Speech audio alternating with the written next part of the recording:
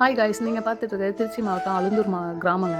விவசாயத்தை பார்த்தீங்களா? நம்ம வாழ்கிற வாழ்க்கை சாப்பாடு மெயின் முக்கியமாக இருக்குது. ஆனால் அந்த சாப்பாடு தயாரிக்கிற இடம் பாருங்கள் எவ்வளோ வறண்டு போயிருக்குன்னு.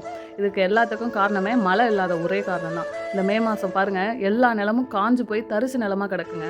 அறுவடைக்கு கரெக்டாக இருக்க நேரத்தில் தண்ணி இல்லாமல் ரொம்பவே அது சிரமப்பட்டு அவங்க எப்படி இதை தாங்கிக்கிட்டாங்கன்னு தெரியல. பார்க்கும்போதே நமக்கு அவ்வளோ வயிற்றுச்சலாக இருக்குது. அந்த இடத்து உரிமையாளர் எவ்வளோ தூரம் மனவேதனைப்பட்டிருப்பாங்க. விவசாயங்கிறது அது சும்மா கிடையாதுங்க.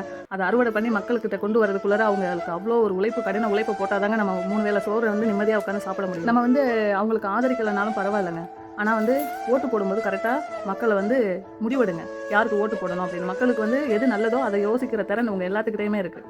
அதனால யோசிச்சு இந்த டைம் ஓட்டு போடுங்க. ஆனால் இந்த நேரத்தில் அவங்க அழகாக தண்ணி திறந்து விட்டுருந்தாலே இந்த விவசாயம்லாம் செத்துருக்காது.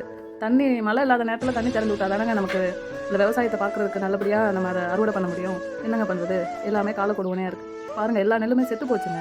அதை இப்படி கையில் எடுக்கும்போதே தனித்தனியாக பிரிஞ்சு வருதுங்க. எப்படிங்க இதில் அவங்க கொண்டு வருவாங்க? விவசாயத்தை ஆதரிக்கிறவங்க உங்கள் கருத்துக்களை இந்த வீடியோவில் பதிவு பண்ணுங்கள்.